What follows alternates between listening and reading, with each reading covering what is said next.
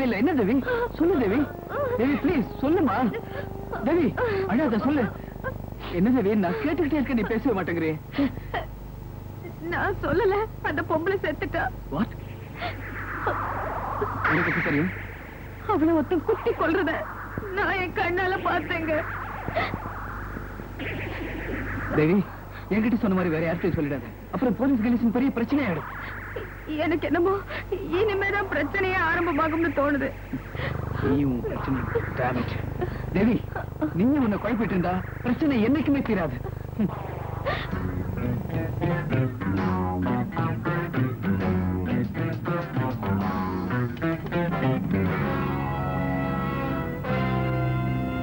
தேவி இதுவரைக்கும் உன் மனசை அரைச்சுக்கிட்டு இருந்த கொலை நடந்து முடிஞ்சு போச்சு. என் ஆசை என்னன்னா இனிமேலாவது உன் ஞாபகம் எல்லாம் என்ன மட்டுமே சுத்தி இருக்கணும். ஓகே? நடந்ததெல்லாம் மறந்துட்டு இன்னில இருந்து நீ நிம்மதியா இரு.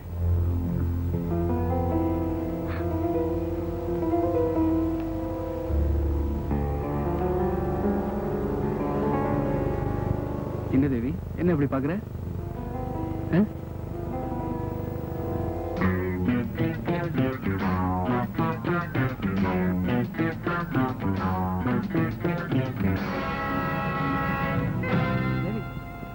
தெரியுமா இத பாரு தேவி, நடந்ததெல்லாம் மறந்துட்டு. ஏன்னா இன்னைக்கு நம்ம கல்யாணம் ஆகி 100 நாள் ஆகுது. நீ என்ன பண்ற, குளிச்சுட்டு பூ மாதிரி ட்ரெஸ் பண்ணிட்டு நம்ம பெட்ரூம்க்கு வர. நான் நம்ம பெட்ரூமை பூவாலே அலங்கரிச்சு வைக்கிறேன். ரைட்? ஓகே.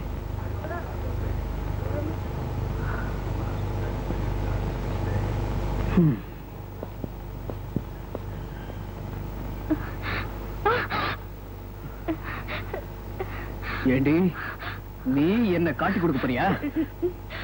Bloody bitch!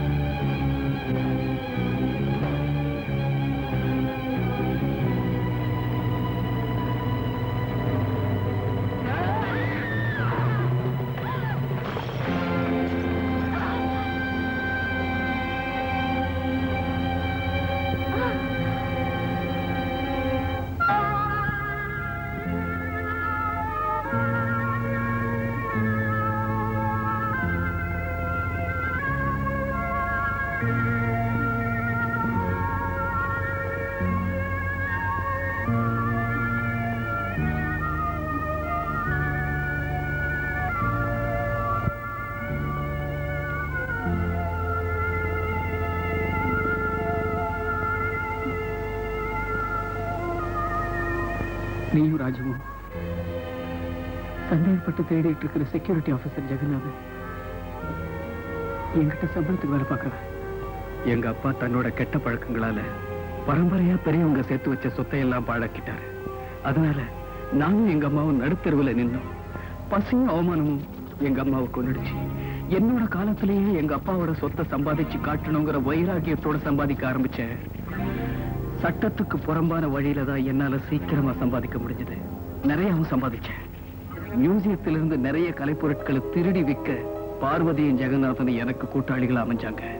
தங்க கோபுரத்தை நாங்க திருடினது மியூசியத்துல வேலை பார்த்த உங்க அக்காவுக்கு தெரிஞ்சிடுச்சு.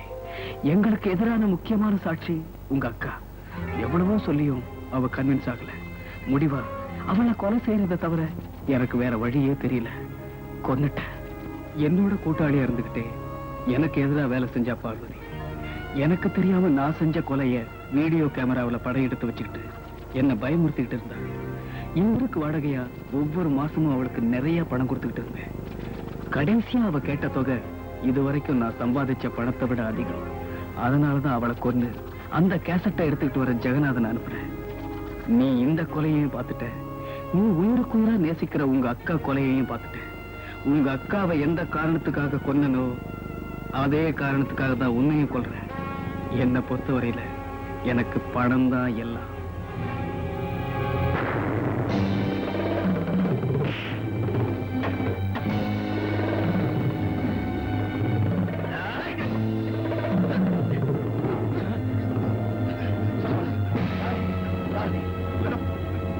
Security officer Jeganathan.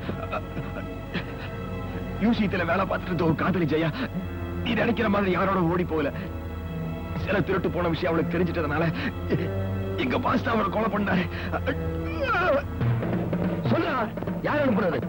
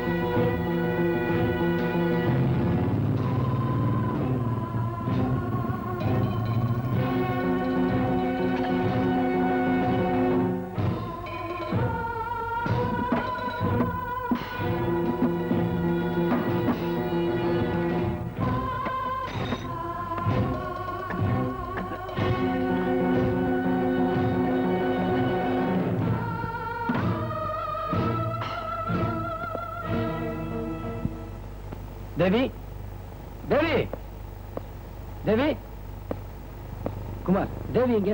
What nonsense. அவன் உன் கூட வந்திருப்பா நான் நினைச்சிட்டு இருக்கேன். நீ என்னடா என்கிட்ட வந்து கேக்குற? ஆமா, இது என்ன தலையில கட்டு, பிளட்?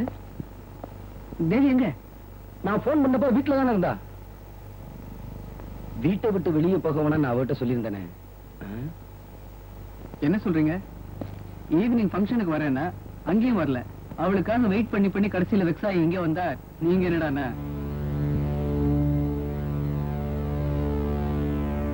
குமார், அவன் சொன்னபடி அந்த கொலை நடந்துருச்சு. அப்படியா? ஆமா குமார்.